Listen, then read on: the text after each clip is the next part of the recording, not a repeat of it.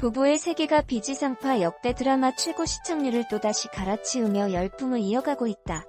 지난 2일 방송된 JTBC 부부의 세계 12회는 뜨거운 화제 속에 시청률 26%를 돌파했다.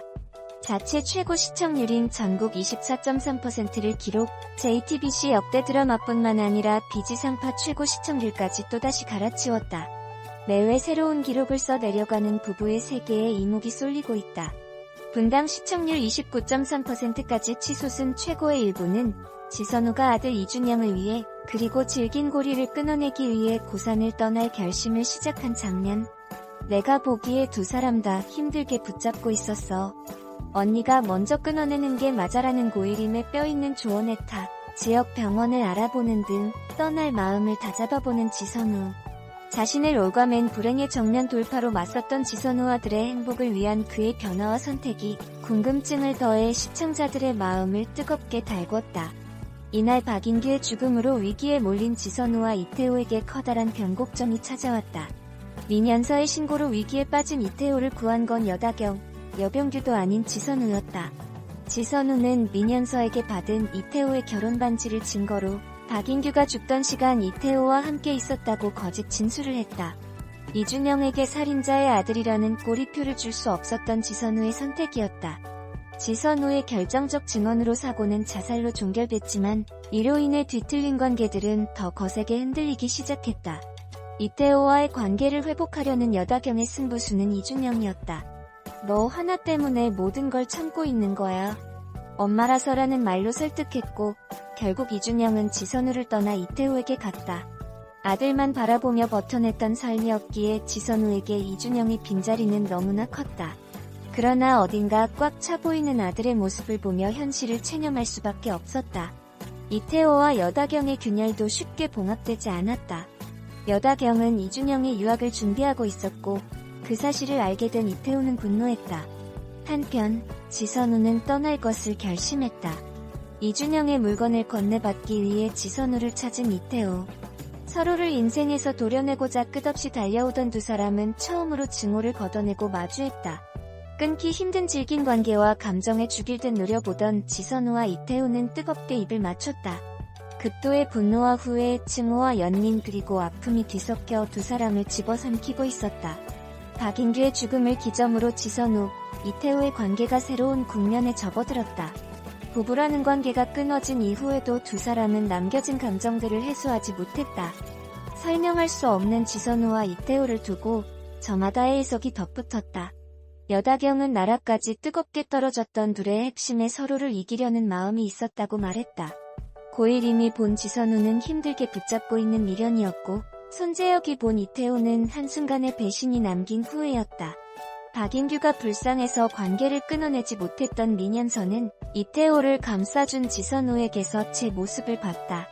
지선우와 이태호를 묶고 있는 감정은 무엇일까? 설명숙의 말처럼 온통 미워하는 마음뿐이어서 다른 사람 들어갈 자리는 없었던 지선우와 이태호의 관계는 작은 불씨 하나가 던져지자 거센 불길로 번졌다. 그 불길이 두 사람을 끝까지 태우고 허무한 죄만 남기게 될지, 관계 전환의 기로에서 두 사람의 운명이 어떻게 될지 궁금증을 높였다. 어젯밤 본 TV 프로그램 최고의 일부는 설레던 그 장면, 최고의 장면을 다시 본다. 오늘 소개할 지난 방송은 JTBC 부부의 세계다. 부부의 세계가 비지상파 역대 드라마 최고 시청률 성적을 갈아치웠다.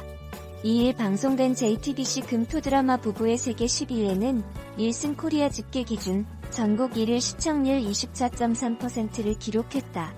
광고 판매 기준이 되는 수도권 지역에서는 26.7%를 기록했다. 분당 시청률은 29.3%까지 치솟았다. 최고의 일부는 지선우가 아들 이준영을 위해 그리고 질긴 고리를 끊어내기 위해 고산을 떠날 결심을 시작한 장면. 내가 보기에 두 사람 다 힘들게 붙잡고 있었어.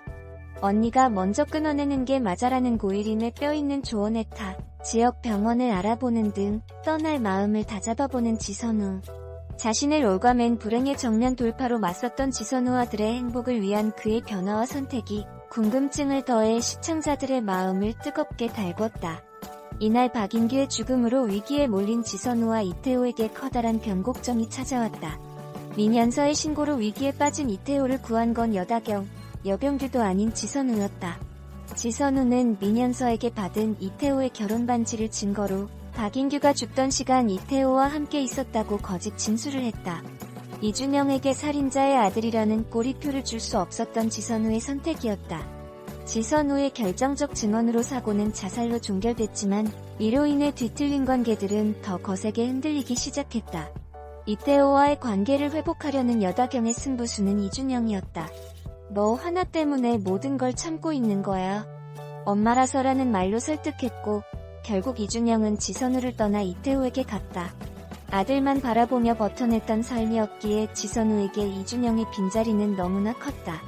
그러나 어딘가 꽉 차 보이는 아들의 모습을 보며 현실을 체념할 수밖에 없었다.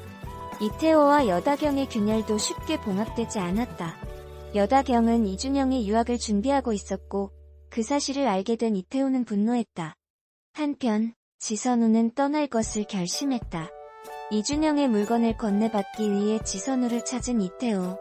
서로를 인생에서 도려내고자 끝없이 달려오던 두 사람은 처음으로 증오를 걷어내고 마주했다.